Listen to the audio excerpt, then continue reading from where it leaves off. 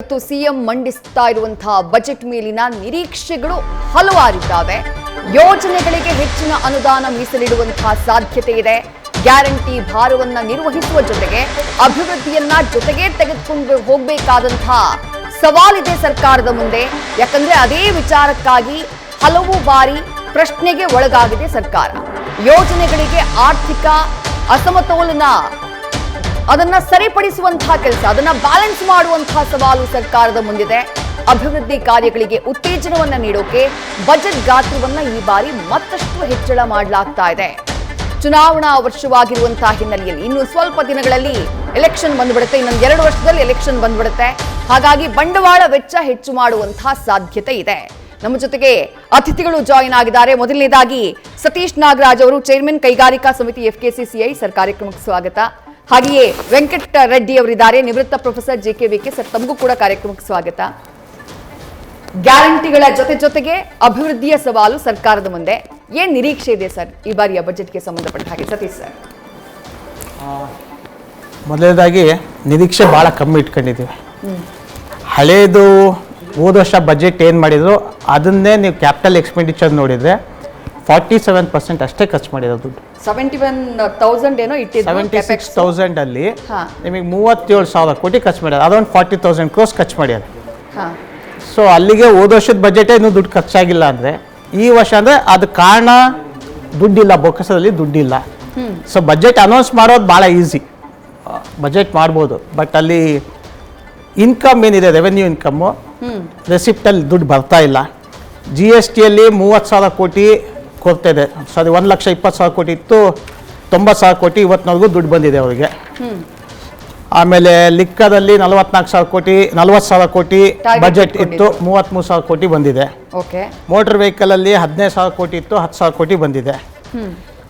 ಮೇನ್ಸಲ್ಲಿ ಅವ್ರಿಗೂ ಮತ್ತು ಫಾರೆಸ್ಟ್ ಡಿಪಾರ್ಟ್ಮೆಂಟ್ಗಾಗಿ ಅಲ್ಲಿ ಗೊಂದಲದಿಂದ ಅಲ್ಲೂ ಟಾರ್ಗೆಟ್ ರೀಚ್ ಆಗ್ತಾ ಇಲ್ಲ. ರಿಜಿಸ್ಟ್ರೇಷನಲ್ಲಿ 28,000 ಕೋಟಿಯಿಂದ ಬರೀ 20,000 ಕೋಟಿ ಬಂದಿದೆ.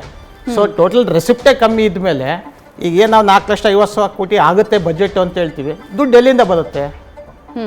ಈಗ 1,00,000 ಕೋಟಿ ಈಗ ಆ್ಯಸ್ ಇಟ್ ಈಸ್ 1,10,000 ಕೋಟಿ ಸಾಲ ಆಗ್ಬಿಟ್ಟಿದೆ ಆಗಲಿ. ಸೊ 1,00,000 ಕೋಟಿ ಸಾಲ ಮಾಡಬೇಕು. ಬಡ್ಡಿ ಎಷ್ಟು ಕಟ್ಟಬೇಕು ಅವಾಗ? ಈಗ ಲಾಸ್ಟ್ ಇಯರ್ ಬಜೆಟಲ್ಲಿ 33,000 ಕೋಟಿ ಕಟ್ಟಬೇಕಾಗತ್ತೆ ಅಂತ ಹೇಳಿದ್ರು. ಸೊ ಈ ವರ್ಷಕ್ಕೆ ಆ್ಯಸ್ ಅನ್ ಈಗ 8,14,000 ಕೋಟಿ ಸಾಲ ಆಗುತ್ತೆ, 8,11,000 ಕೋಟಿ ಸಾಲ ಆಗುತ್ತೆ ಅಂತ ನಿರೀಕ್ಷೆ ಇದೆ. 48,000 ಕೋಟಿ ಬರೀ ಬಡ್ಡಿ ಕಟ್ಟಬೇಕು. ಸೊ ಈಗ ಲಾಸ್ಟ್ ಪೇ ಕಮಿಷನ್ ಇನ್ಕ್ರೀಸ್ ಆದಮೇಲೆ 1,20,000 ಕೋಟಿ ಬರೀ ಸ್ಯಾಲ್ರಿ ಪೆನ್ಷನ್ಗೆ ದುಡ್ಡು ಹೋಗುತ್ತೆ. ಸೊ ದುಡ್ಡು ಎಲ್ಲಿದೆ? ಸೊ ರೆಸಿಪ್ಟೇ ಇಲ್ಲ ಆದಮೇಲೆ ಎಕ್ಸ್ಪೆಂಡಿಚರಲ್ಲಿ ಇರುತ್ತೆ. ನಿರೀಕ್ಷೆ ಭಾಳ ಕಮ್ಮಿ ಇದೆ. ಅದ್ರ ಮೇಲೆ ಇವ್ರು ಬುದ್ಧಿವಂತಿಕೆ ಏನಾದರೂ ಕೊಟ್ಟರೆ ಅದು ನಮ್ಮ ಅದೃಷ್ಟ ಅಂದ್ಕೋಬೇಕು, ನಮ್ಮ ಅಭಿಪ್ರಾಯ. ವೆಂಕಟ್ ಸರ್, ನೀವು ಬರ್ತಾನೆ ಒಂದು ಲಿಸ್ಟನ್ನು ಕೊಟ್ರಿ. ಕಳೆದ ಬಾರಿ ಬಜೆಟ್ನಲ್ಲಿ ಘೋಷಣೆಯಾಗಿದ್ದು ಏನೇನು ಅಂತ ಹೇಳಿದ್ರಿ. ಇದರಲ್ಲಿ ಎಷ್ಟು ಇಂಪ್ಲಿಮೆಂಟ್ ಆಗಿದೆ ಸರ್? ಎಷ್ಟು ಯೋಜನೆಗಳು ಇಂಪ್ಲಿಮೆಂಟ್ ಆಗಿದೆ? ಮೇಡಮ್, ನೀವು ಇದರ ಹೋದ ಬಡ್ಜೆಟ್ಗೂ ಈ ಬಡ್ಜೆಟ್ಗೂ ಕಂಪೇರ್ ಮಾಡಿ ನೋಡಿದರೆ, ಉದಾಹರಣೆಗೆ ಹೈಟೆಕ್ ಫ್ಲವರ್ ಮಾರ್ಕೆಟ್ ಚಿಕ್ಕಬಳ್ಳಾಪುರದಲ್ಲಿಂತ ಸತತವಾಗಿ 2 ಬಡ್ಜೆಟಲ್ಲಿ ಘೋಷಣೆ ಮಾಡ್ತಾನೇ ಇದ್ದಾರೆ. ಘೋಷಣೆಯಲ್ಲೇ ಇದೆ, ಅಡಿಗಲ್ಲೂ ಹಾಕಿಲ್ಲ. ಒಂದು ಪ್ಲ್ಯಾನ್ ಮಾಡಿ ಅಲ್ಲಿ ಇಟ್ಟಿದ್ದಾರೆ APMC ಚಿಕ್ಕಬಳ್ಳಾಪುರದಲ್ಲಿ. ಕರ್ನಾಟಕದ ಒಂದು ಹೆಮ್ಮೆ ಮೈಸೂರು ಸಿಲ್ಕ್ಸ್ KSIC, ಅದು ಮುಚ್ಚೋ ಸ್ಟೇಜಿಗೆ ಬಂದಿದೆ. ಅವರು ಎಂಪ್ಲಾಯಿ ಸ್ಟ್ರೈಕಲ್ಲಿದ್ದಾರೆ. ಅದನ್ನು ಒಂದು ರಿಹ್ಯಾಬಿಲಿಟೇಷನು ಅಥವಾ ಒಂದು ಮಾರ್ಕೆಟ್ ಓರಿಯೆಂಟೇಷನ್ ಮಾಡೋಕ್ಕಾಗ್ತಾ ಇಲ್ಲ. ಇಂಥ ಒಂದು ವಾತಾವರಣದಲ್ಲಿ ಆಮೇಲೆ ಕೃಷಿ ವಿಶ್ವವಿದ್ಯಾಲಯ ಮಂಡ್ಯದಲ್ಲಿ ಮಾಡಿದ್ದಾರೆ. ಅದಕ್ಕೆ ಒಂದು ಮೂಲಭೂತ ಸೌಕರ್ಯಗಳು, ಬಡ್ಜೆಟ್ರಿ ಪ್ರಾವಿಷನ್ ಏನು ಇಲ್ಲದೆ ಇದ್ದರೆ ಕೃಷಿಗೆ ಏನು ಪೂರಕ? ಆಮೇಲೆ ಬ್ಯಾಡಗಿ ಚಿಲ್ಲಿಸ್ಗೆ ಒಂದು ಸಂಶೋಧನಾ ಕೇಂದ್ರನ ಮಾಡಿ ಅದನ್ನು ಒಂದು ಅಂತಾರಾಷ್ಟ್ರೀಯ ಮಟ್ಟದಲ್ಲಿ ನಮ್ಮ ಪ್ರಾಡಕ್ಟ್ನ ಪ್ರಮೋಟ್ ಮಾಡ್ತೀವಿ ಅಂತ ಹೇಳಿದರು. ಇಲ್ಲಿ ತನಕ ಏನು ಆ ದಿಕ್ಕಿನಲ್ಲಿ ಹೆಜ್ಜೆ ಇಲ್ಲ. ಸುಮಾರು ಇವನು ಆಲಮಟ್ಟಿ ಡ್ಯಾಮ್ ಅದನ್ನು ಎತ್ತರನ ಜಾಸ್ತಿ ಮಾಡ್ತೀವಿ ನಮ್ಮ ಘೋಷಣೆ ಅಂತ ಹೇಳಿದರು. ಇಲ್ಲಿ ತನಕ ಬರೀ ಮಾತಲ್ಲೇ ಕಾಲ ಕಳೀತಾ ಇದ್ದಾರೆ. ಕಮಾಂಡ್ ಏರಿಯಾದಲ್ಲಿ ಕಾಲುವೆಗಳಿಗೆ ಬಡ್ಜೆಟ್ ಇಲ್ಲ. ಕಾಂಟ್ರಾಕ್ಟರ್ಸ್ಗೆ 40,000 ಕೋಟಿ ಬಾಕಿ ಇದೆ. ಇಂತಹ ದೃಷ್ಟಿಯಲ್ಲಿ ನಾವು ಹೆಚ್ಚಿಗೆ ಕೃಷಿಗೆ ಆದ್ಯತೆ ಕೊಡ್ತಾರೆ, ಕೃಷಿ ಅಂತ ಏನೋ ಅಂಕೆಗಳ ಗಾರಡಿ ಮಾಡಬಹುದೇ ವಿನಃ ನಾವು ಏನು ನಿರೀಕ್ಷೆ ಮಾಡೋಕ್ಕೆ ಆಗಲ್ಲ. ಉದಾಹರಣೆ ಹೋದ ವರ್ಷ ಇವರು ಮಾಡಿರೋದು ಹಿಸ್ಟ್ರಿ ನಮ್ಮ ಎದುರು ಕಣ್ಣೆದುರಿಗೆ ಇದೆ. ಹೇಳ್ತಾರೆ, ಮಾಡಲ್ಲ ಮೇಡಮ್. ಸಿರಿಕಲ್ಚರ್, ರೇಷ್ಮೆಗೆ ನಾವು ಒತ್ತು ಕೊಡ್ತೀವಿ ಅಂತ ಹೇಳಿದರು. ಎಲ್ಲಿದೆ ರೇಷ್ಮೆ? ಫ್ಯಾಕ್ಟ್ರಿನೇ ಮುಚ್ತಾ ಇದ್ದೀರಿ. ಇದೇ ಕರ್ನಾಟಕದ ರೇಷ್ಮೆನ ತಮಿಳ್ನಾಡು, ಆಂಧ್ರಾಗೆ ಹೋಗ್ಬಿಟ್ಟು ಬ್ರ್ಯಾಂಡ್ ಆಗಿ ಇಲ್ಲಿಗೆ ಬರ್ತಾ ಇದೆ. ನಾವು ನಮ್ಮದೇ ಬ್ರ್ಯಾಂಡು ಪ್ರೈಡ್ ಆಫ್ ಕರ್ನಾಟಕ ಹೋಗ್ತಾ ಇದೆ. ಇಂಥದ್ದನ್ನೆಲ್ಲ ಮಾಡ್ತಾರ? ಕಾದು ನೋಡಬೇಕು. ಕಾರಣ ನಾಗರಾಜ್ ಸರ್ ಹೇಳ್ದಂಗೆ ಖಾಲಿ ಬೊಕ್ಕಸ ಎದುರುಗಡೆ ಇದೆ. ಪೆನ್ಷನ್ಸ್ ಇನ್ನೂ ಕೊಟ್ಟಿಲ್ಲ ಮೇಡಮ್.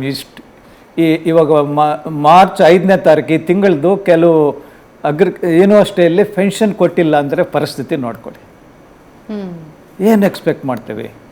ಸುಮ್ಮನೆ ಏನು salaries, pension plus public subsidies, freebies plus interest on borrowings, ಇಷ್ಟು ಬಿಟ್ಟರೆ ಬಹುಶಃ ಏನೋ ಘೋಷಣೆ ಮಾಡ್ಬೋದು. ಎಲೆಕ್ಷನ್, ಜಿಲ್ಲಾ ಪರಿಷತ್ತು, ತಾಲೂಕ್ ಪಂಚಾಯತ್ ಬರುತ್ತೆ, ಹಳ್ಳಿಗಾಡಲ್ಲಿ ಜನ ಇರ್ತಾರೆ, ವೋಟರ್ಸಲ್ಲಿದೆ ಅಂತ ಏನಾದರೂ ಮಾಡಿದ್ರೆ ಒಂದು ಅವಕಾಶ ಇದೆ. ಬಿಟ್ಟರೆ ನನಗಂತೂ ಏನು ಎಕ್ಸ್ಪೆಕ್ಟೇಷನ್ ಕೃಷಿಗೆ ಒತ್ತು ಕೊಡ್ತಾರೆ ಅನ್ನೋದು ಇಲ್ಲವೇ ಇಲ್ಲ ಮೇಡಮ್. ಓಕೆ, ಪ್ರೊಫೆಸರ್ ಕೃಷ್ಣರಾಜ್ ಅವರು ಕೂಡ ಕಾರ್ಯಕ್ರಮದಲ್ಲಿ ಜಾಯಿನ್ ಆಗಿದ್ದಾರೆ, ಆರ್ಥಿಕ ತಜ್ಞರು. ಐಸಕ್ ಸರ್, ಕಾರ್ಯಕ್ರಮಕ್ಕೆ ಸ್ವಾಗತ. Thank you.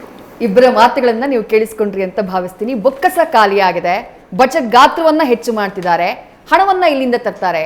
ಘೋಷಣೆಗಳು ಕಳೆದ ಬಜೆಟ್ನಲ್ಲಾಗಿದ್ದೆ ಕೃಷಿ ಡಿಪಾರ್ಟ್ಮೆಂಟಿಗೆ ಹೋಲಿಕೆ ಮಾಡಿದ್ರೆ 50% ಅದು ಇಂಪ್ಲಿಮೆಂಟ್ ಆಗಿಲ್ಲ. ಸಂಪನ್ಮೂಲ ಕ್ರೋಢೀಕರಣದತ್ತ ರಾಜ್ಯ ಸರ್ಕಾರ ಈ ಬಾರಿ ಗಮನವನ್ನ ಹರಿಸಬಹುದಾ? ಇದ್ರೆ ದಾರಿಗಳು ಏನಿದ್ದಾವೆ ಸರ್ಕಾರದ ಮುಂದೆ ಅಂತ ಹೇಳಿ ಸರ್. ಸರ್ಕಾರಕ್ಕೆ ಸಾಕಷ್ಟು ಸವಾಲುಗಳಿದೆ ಸಂಪನ್ಮೂಲಗಳನ್ನು ಕ್ರೋಢೀಕರಣ ಮಾಡೋದ್ರಲ್ಲಿ. ನಾನು ಸಂಪನ್ಮೂಲ ಕ್ರೋಢೀಕರಣ ಸಮಿತಿಯ ಒಬ್ಬ ಸದಸ್ಯ. ಈ ಒಂದು ದಿಕ್ಕಿನಲ್ಲಿ ಸರ್ಕಾರ ಹಲವಾರು ದಿಕ್ಕಿನಲ್ಲಿ ಯೋಚನೆಗಳನ್ನ ಮಾಡ್ತಾ ಇದೆ, ಹೇಗೆ ಸಂಪನ್ಮೂಲಗಳನ್ನು ಕ್ರೋಢೀಕರಿಸಬೇಕು ಅಂತ. ಅದರಲ್ಲಿ ಪ್ರಮುಖವಾಗಿ ಇತ್ತೀಚೆಗೆ 16th finance commission report table ಆಯಿತು ಬಜೆಟಲ್ಲಿ. ಕರ್ನಾಟಕಕ್ಕೆ ಹೈಯೆಸ್ಟ್ ಶೇರನ್ನು ಈಗ ಕೊಡ್ತಾ ಇರುವಂಥದ್ದನ್ನ ನೀವು ಗಮನಿಸಿರ್ಬೋದು. ಮೊದಲು 3.61 ರೂಪಾಯಿ ಬಂದಿದ್ದು ಈಗ 4.13 ಬಂದಿರೋದ್ರಿಂದ ಸ್ವಲ್ಪ GST ಕಾಂಟ್ರಿಬ್ಯೂಷನ್ನು ರೆವಿನ್ಯೂ ಜಾಸ್ತಿ ಬರುವಂಥ ಚಾನ್ಸಸ್ ಇದೆ. ಹಾಗೆ ಈ ಒಂದು ಲಿಕ್ಕರ್ ಪಾಲಿಸಿಯನ್ನು ನಾವು ರಿವೈಸ್ ಮಾಡ್ತಾ ಇರೋದ್ರಿಂದ ಈಗ ನಾವು ಅದರ ಲಿಕ್ಕರ್ದು ಕಂಟೆಂಟ್ ಮೇಲೆ ಟ್ಯಾಕ್ಸ್ ಆಗ್ತಾ ಇರೋದ್ರಿಂದ ಮೊದಲು ಲಿಕ್ಕರ್ ಬ್ರ್ಯಾಂಡ್ಸು ಡಿಫ್ರೆಂಟ್ ಬ್ರ್ಯಾಂಡ್ಸ್ ಮೇಲೆ ಒಂದು ಟ್ಯಾಕ್ಸನ್ನು ಹಾಕ್ತಾ ಇದ್ವಿ. ಈಗ ಒಂದು liquor content in the sense that liquor ಅದು ಏನು ಸ್ಪಿರಿಟ್ ಏನಿದೆ ಆ ಸ್ಪಿರಿಟ್ ಮೇಲೆ ನಾವು ಹಾಕೋದ್ರಿಂದ ಅದರಿಂದ ಸಾಕಷ್ಟು ಆದಾಯಗಳನ್ನು ನಿರೀಕ್ಷೆ ಮಾಡಲಾಗ್ತಿದೆ. ಆದರೆ ಕೆಲವೊಂದು ಆದಾಯಗಳು ಈಗ ಏನಾಗ್ತಾ ಇದೆ, ಇತ್ತೀಚಿನ ದಿನಗಳಲ್ಲಿ GST ಇದು ರೇಟ್ಸು ಏನು ರೇಷನಲೈಸ್ ಮಾಡಿದ್ರು 2.0 5% ಮತ್ತು 18%ಗೆ ಯಾವಾಗ ರಿಡ್ಯೂಸ್ ಮಾಡಿದ್ರು ಅದರಿಂದ ಸ್ವಲ್ಪ ಕರ್ನಾಟಕಕ್ಕೆ ಲಾಸ್ ಆಗಿರುವಂಥದ್ದು. ಎರಡನೇದು ರಿಜಿಸ್ಟ್ರೇಷನ್ನು ಒಂದು ಸ್ವಲ್ಪ ಪ್ರಾಬ್ಲಮ್ ಆಯಿತು. ಈ ರಿಜಿಸ್ಟ್ರೇಷನ್ ಅಂತ ಏನು ಸ್ಟಾರ್ಟ್ ಮಾಡಿದ್ರು ಅದರಿಂದ ರಿಜಿಸ್ಟ್ರೇಷನ್, ಸ್ಟ್ಯಾಂಪ್ ಡ್ಯೂಟಿ ಒಂದು ಸ್ವಲ್ಪ ಕಡಿಮೆ ಆಯಿತು. ಬಟ್ ಆರ್ಥಿಕತೆ ಸದೃಢವಾಗಿದೆ. ಪರ್ ಕ್ಯಾಪಿಟ ಇನ್ಕಮ್ಮು ಮತ್ತು GDP, GSDP ಗ್ರೋತ್ ರೇಟು ಇವೆಲ್ಲ ಸದೃಢವಾಗಿದೆ. ಈ ಬಜೆಟಲ್ಲಿ ನಾವು ನಿರೀಕ್ಷೆ ಮಾಡ್ತಿರೋದು ಕೈಗಾರಿಕೆಗೆ ಭಾಳ ಪ್ರಾಶಸ್ತ್ಯ ಕೊಡಬೇಕು, ಅದರಲ್ಲೂ ಕೂಡ ಕ್ಯಾಪಿಟಲ್ ಎಕ್ಸ್ಪೆಂಡಿಚರು, ಮತ್ತು ಅದರ ಮೂಲಕ ಉದ್ಯೋಗಾವಕಾಶಗಳನ್ನು ಕಲ್ಪಿಸಬೇಕು ಅನ್ನೋದು ಪ್ರೈವೇಟ್ ಸೆಕ್ಟರಲ್ಲಿ. ಮತ್ತು ಪಬ್ಲಿಕ್ ಸೆಕ್ಟರ್ ಬಂದಾಗ ಈಗಾಗಲೇ ಸರ್ಕಾರಿ ಉದ್ಯೋಗಗಳಲ್ಲಿ ಸಾಕಷ್ಟು ರಿಕ್ರೂಟ್ಮೆಂಟ್ ಆಗದೆ ಬ್ಯಾಕ್ಲಾಗ್ ಉದ್ಯೋಗಗಳು ತುಂಬ ಉಳ್ಕೊಂಡಿದೆ. ಅದರಿಂದ ಕೆಲವು ವಿದ್ಯಾರ್ಥಿಗಳು ಧಾರವಾಡ ಮತ್ತು ಇನ್ನಿತರ ಪ್ರದೇಶಗಳಲ್ಲಿ ಹೋರಾಟವನ್ನು ಮಾಡ್ತಿರೋದ್ರಿಂದ ಉದ್ಯೋಗ ಅವಕಾಶಗಳಿಗೆ ಹೆಚ್ಚು ಅವಕಾಶ ಮಾಡೋದಕ್ಕೋಸ್ಕರ ಈ ಒಂದು ಪಬ್ಲಿಕ್ ಸೆಕ್ಟರ್ನಲ್ಲಿ ರಿಕ್ರೂಟ್ಮೆಂಟ್ ಮಾಡಲಿಕ್ಕೆ ಹಣವನ್ನು ತೊಡಗಿಸ್ಬೋದು. ಬಹಳ ಮುಖ್ಯವಾಗಿ ಒಂದು GBA ಮಾಡಿದ್ದಾರೆ ಈಗ, ಗ್ರೇಟರ್ ಬೆಂಗಳೂರು ಅಥಾರಿಟಿ ಮಾಡಿರೋದ್ರಿಂದ ಅಲ್ಲಿ 5 ಕಾರ್ಪೊರೇಷನ್ಸುಗಳಿಗೆ ದುಡ್ಡನ್ನು ನೀಡಬೇಕಾಗುತ್ತೆ.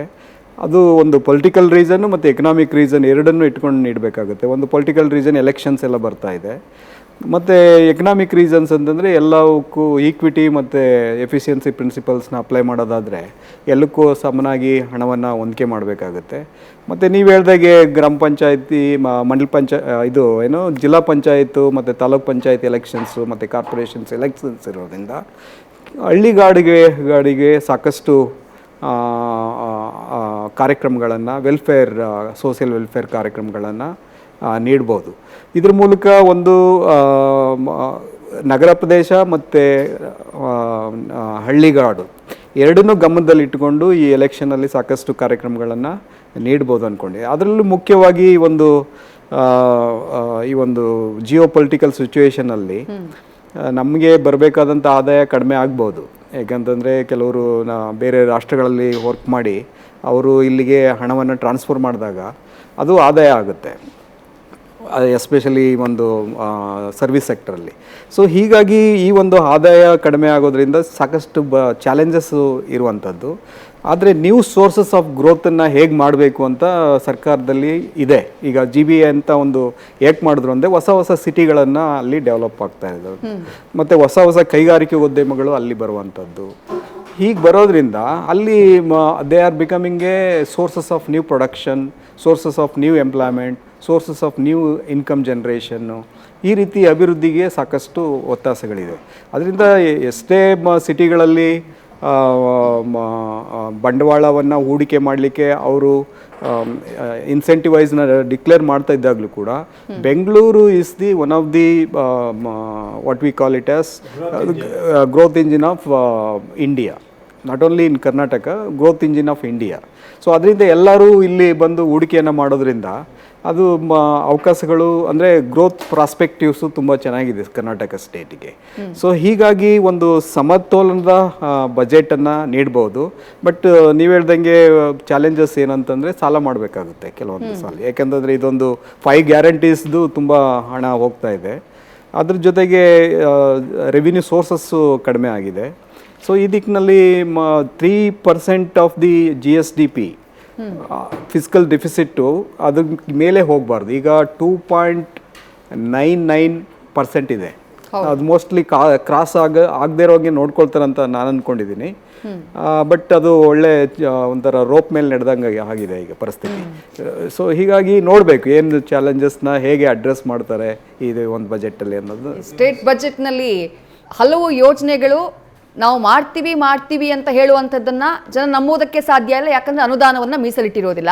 ಅನುದಾನವನ್ನ ಮೀಸಲಿಟ್ಟಿರೋದ್ರಲ್ಲೂ ಎಷ್ಟೋ ಯೋಜನೆಗಳು ಇಂಪ್ಲಿಮೆಂಟೇ ಆಗಿಲ್ಲ ಅನ್ನೋದಕ್ಕೆ ನಮ್ಮ ಮುಂದೆ ಸಾಕ್ಷಿಗಳಿದ್ದಾವೆ. ಹಾಗಾಗಿ ಸವಾಲುಗಳ ಬಗ್ಗೆಯೇ ನಾವು ಮಾತನಾಡಬೇಕಾಗುತ್ತೆ. ನೀವು ಮೆನ್ಷನ್ ಮಾಡಿದ ಹಾಗೆ ಸಂಪನ್ಮೂಲ ಕ್ರೋಢೀಕರಣಕ್ಕೆ ಸರ್ಕಾರಕ್ಕೆ ದಾರಿ ಏನು ಅನ್ನೋದೇ ಸದ್ಯಕ್ಕಿರುವಂತಹ ಪ್ರಶ್ನೆ. ನ್ಯೂಸ್ ಫಸ್ಟ್ ನಿರ್ಭೀತಿಯಿಂದ ನಿಮ್ಮ ಪರವಾಗಿ.